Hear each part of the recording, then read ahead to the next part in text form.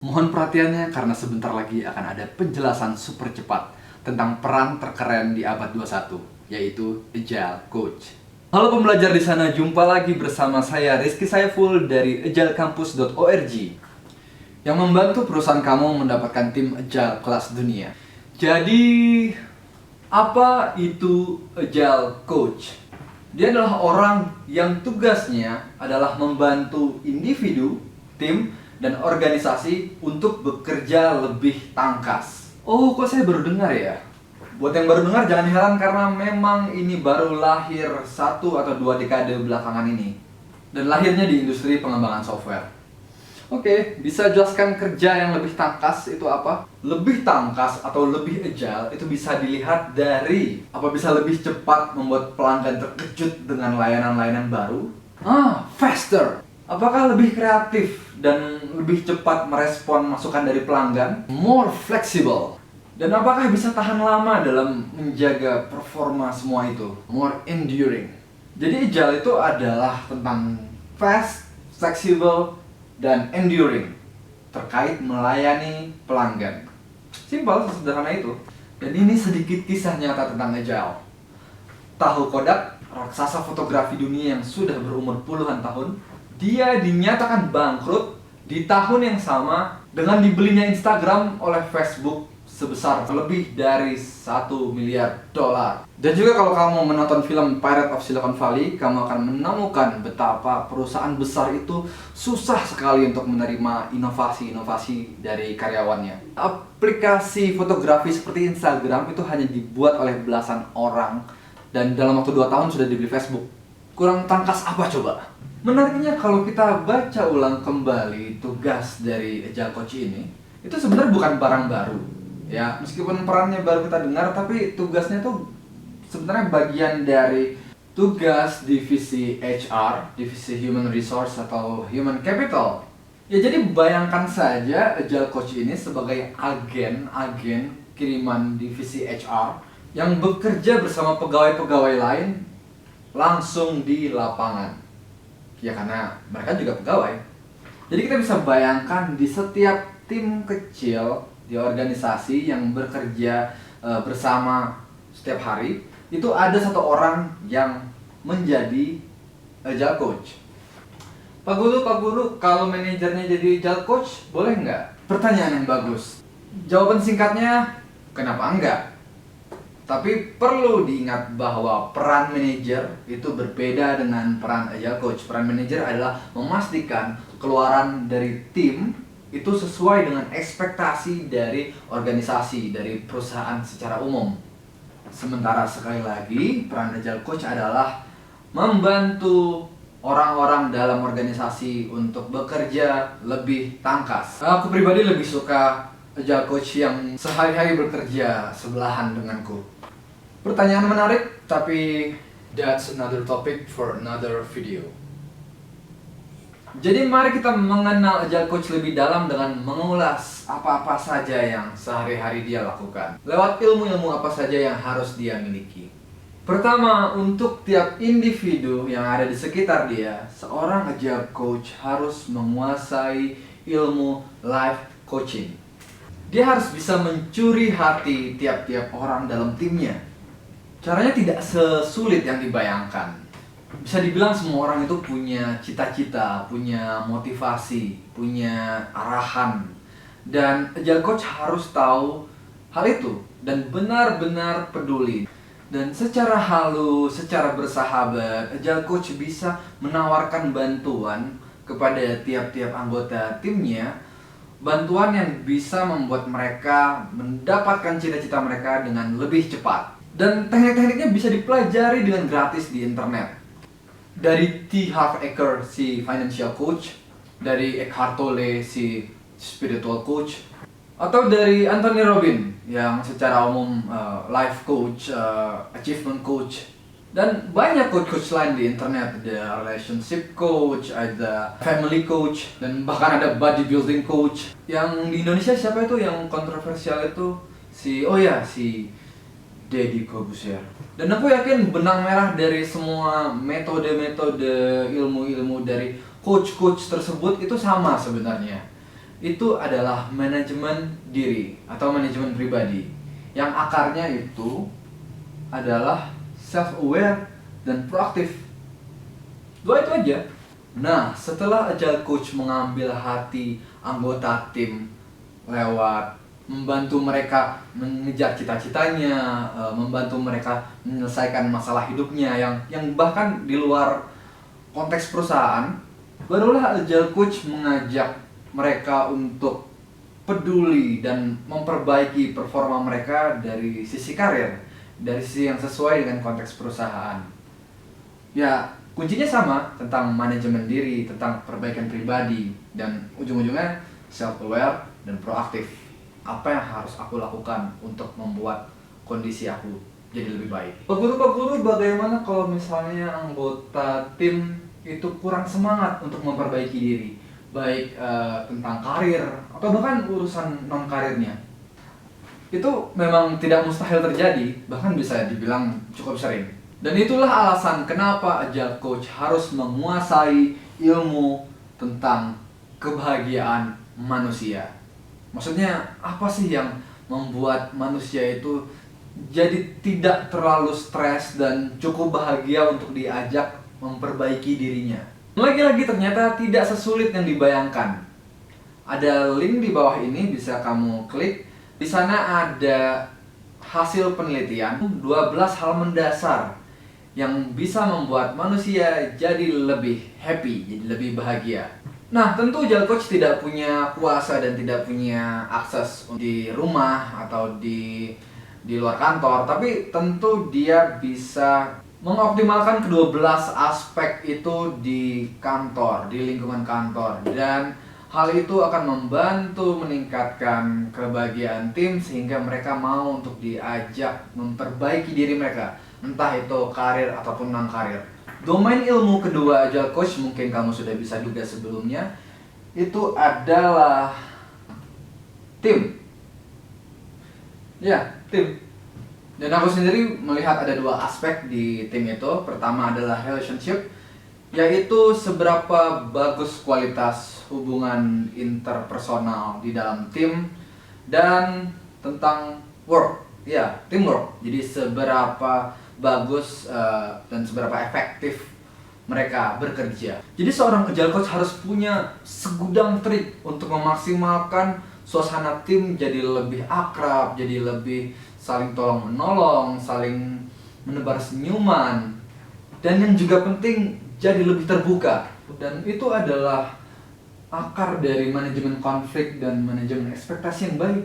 Nah, setuju. Dan konkretnya bisa sesederhana jalan-jalan bareng, bisa sesederhana olahraga bareng, atau bisa juga game. Dan bukan game sesimpel game outbound yang hanya untuk ketawa-ketawa bareng, tapi game yang punya filosofi, atau game yang bisa memicu anggota tim jadi saling curhat, jadi saling cerita hal-hal yang intim dan mendalam tentang dirinya, yang mana itu meningkatkan keeratan loh. Lalu masuk aspek berikutnya, yaitu teamwork. Seorang Agile Coach harus bisa memastikan tim tersebut untuk memperbaiki dirinya di iterasi yang singkat. Organisasi kebanyakan sekarang memperbaiki dirinya itu 1 tahun sekali, dan yang lebih tangkas mungkin ya 1 tahun 4 kali. Percaya atau tidak, tim-tim kelas dunia sekarang mengevaluasi dan memperbaiki cara kerja mereka setiap 2 minggu sekali. Itu tidak mustahil. Khususnya jika si Agile Coach punya wawasan yang luas terkait teknik dan praktik dan framework manajemen tim. Jadi papan Kanban, backward planning, balance scorecard, Pomodoro, dan berbagai macam teknik manajerial itu harus dikuasai oleh si Agile Coach. Sekumpulan praktik-praktik tersebut bisa digabung, diintegrasikan menjadi yang namanya framework. Dan ya, Agile Coach juga harus mengerti tentang framework cara kerja yang populer, yang terkenal, yang digunakan kebanyakan orang. Yang kalau di software development itu contohnya Scrum, Kanban, Extreme Programming, Sekali lagi perlu diingat bahwa agile coach tidak punya kuasa, tidak punya kontrol untuk menyuruh anggota tim atau menyuruh tim untuk memilih perbaikan X, Y, atau Z. Agile coach bukan manajer. Agile coach itu ya sesuai namanya, pelatih, dan orang yang tidak mau untuk dilatih ya tidak bisa dilatih. Dan biasanya yang menyebabkan orang tidak mau untuk memperbaiki dirinya, untuk tidak mau untuk dilatih, itu kalau bukan masalah pribadi dia, itu ya masalah tentang organisasi. Jadi agile coach juga harus ahli terkait ilmu organisasi. Dan bicara tentang organisasi, sebenarnya ada satu figur agile coach yang belum diceritakan. Figur itu adalah CEO. Ya, seorang CEO pasti adalah juga seorang agile coach. Karena dia adalah jangkar budaya sebuah organisasi. Dia punya hak veto untuk menentukan siapa-siapa saja yang berada di organisasi dan tidak boleh masuk organisasi. Dan pada kebanyakan kasus, CEO lah yang pertama kali mengajak orang-orang yang mendirikan perusahaan, pendiri perusahaan dan pegawai-pegawai pertama mereka. CEO lah yang membentuk kultur budaya internal dan juga cara kerja mereka secara tim. Jadi menurut saya organisasi yang jumlah anggotanya masih ratusan, lebih baik CEO lah yang mengkoordinir seluruh agile coach yang ada di organisasi tersebut. Langsung dikoordinir oleh CEO atau kalau misalnya ada Chief Operating Officer. Dengan begini mereka jadi punya akses langsung untuk mengetahui kondisi psikis dari seluruh awak dari perahu yang mereka pimpin. Dan akses akan budaya organisasi ini penting sekali. Sedikit kisah nyata, tahu Airbnb, perusahaan yang agak mengganggu industri perhotelan di seluruh dunia. Pendiri dan CEO dari Airbnb, si Brian Chesky, dia sendiri ikut menginterview 200 pegawai pertama dari Airbnb. Dan bahkan lebih dari itu, selepas dari 200 pegawai pertama yang dia interview, dia mewajibkan calon interviewer itu untuk bekerja dulu bersama dia langsung sebelah-sebelahan selama berbulan-bulan. Jadi Brian Chesky ingin memastikan kalau interviewer Airbnb itu mengerti betul kultur budaya yang diinginkan oleh Brian Chesky. Dan dengan akses yang dimiliki CEO lewat agile coach ke budaya, CEO jadi mudah untuk mengkomunikasikan purpose, untuk mengkomunikasikan visi misi organisasi, untuk mengkomunikasikan arahan 1 tahun target tahunan ke seluruh anggota di dalam organisasi.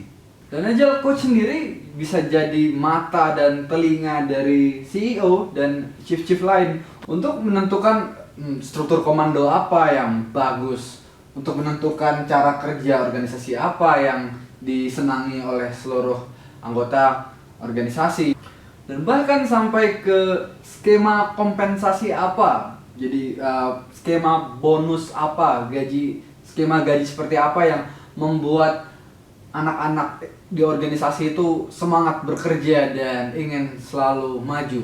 Dan karena bisa jadi si agile coach-nya itu diajak berdiskusi oleh para chief terkait hal-hal ini, jadi tentu bagusnya agile coach banyak baca buku, mempelajari teori dan mempelajari studi kasus terkait organisasi secara umum. Jadi apa itu agile coach? Agile coach adalah sebuah peran yang membantu pegawai, tim, dan bahkan organisasi untuk bekerja lebih tangkas. Keren kan? Coba, kurang keren apa? 1. Agile coach, kamu jadi jangkar dari budaya perusahaan. Artinya, maju atau mundurnya perusahaan ada di tangan kamu. Kedua, pekerjaan kamu itu memunculkan banyak canda, tawa, dan kebahagiaan. Yang artinya itu semua akan berbalik ke diri kamu sebagai agile coach. Maksudnya kamu pribadi itu akan lebih bahagia, lebih merasa hidupmu berarti. Ketiga, kalau kamu sudah atau sedang berencana untuk punya anak, ilmu agile coach ini bisa kamu terapkan di rumah kamu. Gak percaya? Silakan googling agile family. Kamu akan menemukan anak-anak yang beruntung punya orang tua seorang agile coach. Iya, maksudnya keluarganya dipenuhi oleh kebahagiaan, dipenuhi oleh dorongan untuk maju sesuai minat dan bakat masing-masing. Dan coba mau pikir-pikir lagi, keluarga itu memang organisasi kan? Organisasi yang tujuannya mencetak manusia-manusia baru dengan kondisi yang diinginkan di awal. Dan ini alasan yang gak kalah keren menurutku. Itu adalah bahwa Agile Coach membuat perusahaan jadi lebih manusiawi. Karl Marx, salah satu filsuf terkenal di abad 19, pernah mengkritik pabrik habis-habisan. Mengkritik pabrik, atau dalam bahasanya kapitalisme. Dia bilang revolusi industri itu menciptakan pabrik, yang mana pabrik itu membuat manusia jadi teralienisasi, jadi semacam mesin, jadi semacam robot, jadi tidak bahagia bekerja karena berjarak manusia itu dengan hasil pekerjaannya, karena manusia itu direduksi menjadi mesin. Terkait apa yang bisa dilakukan oleh CEO ataupun Agile Coach untuk mengurangi atau menghilangkan efek-efek alienisasi, itu topik yang menarik, sungguh. Tapi that's another topic for another video. Yang bisa kita simpulkan di konteks ini adalah Agile Coach membuat perusahaan jadi peduli ke hal-hal yang bahkan pribadi, ke kebahagiaan manusia yang sifatnya holistik, yang menyeluruh, bahkan juga terkait ke cita-citanya, terkait ke masalah hidupnya, dipedulikan oleh perusahaan. Dan itu sesuatu, khususnya di kondisi sekarang. Ada penelitian yang menunjukkan kalau kebahagiaan manusia itu tidak bertambah drastis ketika gajinya sudah melewati $75.000 per tahun. Ya, itu penelitian di Amerika. Tapi intinya, umat manusia sudah mulai menyadari bahwa uang itu penting sekali, tapi bukan segalanya. Ada yang lebih bermakna dari punya mobil atau rumah yang lebih keren dari tetangga, dari pamer foto jalan-jalan ke luar negeri di Facebook dan Instagram. Dan penelitian juga menunjukkan, bahkan saya sering dengar dari kuping saya sendiri, kalau Gen Y dibanding generasi sebelumnya, mereka lebih menginginkan pekerjaan yang berdampak positif bagi orang banyak. Jadi tidak hanya mencari uang, mereka ingin mencari dampak dan mencari makna. Dan memang tugas Agile Coach untuk mempelajari hal-hal tersebut dan mengajarkannya balik ke rekan kerja yang berminat meningkatkan kebahagiaan hidupnya. Bagaimana? Sudah sepakat kalau Agile Coach itu peran kantor paling keren di abad 21? Sepakat kalau domain ilmu-ilmu Agile Coach ini akan membuat kamu jadi pekerja yang lebih baik, jadi pemimpin yang lebih baik? Sepakat? Kalau kamu sepakat, tujuan dari video ini tercapai. Dan aku ada sedikit bonus untuk kamu. Mau mulai belajar untuk jadi Agile Coach? Gampang. Pertama, daftarkan email kamu di newsletter agilecampus.org. Karena tulisan-tulisan terbaru tentang Agile Coaching itu akan langsung masuk ke inbox email kamu. Dan kamu bisa googling Agile Games. Kamu googling Agile Games dan nanti kamu akan belajar games-games apa yang kira-kira bisa meningkatkan kebahagiaan tim dan membuat mereka jadi lebih erat dalam bekerja. Dan juga kamu bisa googling organizational culture. Di sini kamu akan masuk ke halaman Wikipedia yang nanti banyak membahas topik-topik di sini, dan kamu bisa pelajari teorinya dan cari studi kasus di sana, banyak-banyak baca. Dan untuk terkait human happiness, selain tadi kamu bisa download penelitian, download buku dari Happy Melly, kamu juga bisa googling Life Advice at Quora. Nanti di situ kamu dari Google kamu masuk aja ke halaman Quora, dan trust me, di sana banyak banget materi tentang human happiness, dan materi-materi tersebut ditulis oleh orang-orang di seluruh dunia. Maksudnya itu langsung dari pengalaman pribadi, langsung dari pendapat orang-orang dan di upvote. Jadi kalau mau belajar tentang human happiness dan mengarahkan anggota tim kamu, mengarahkan diri kamu sendiri, mengarahkan anak-anak kamu di rumah, baca Quora.com di topik life advice. Aku udah ngelakuinnya.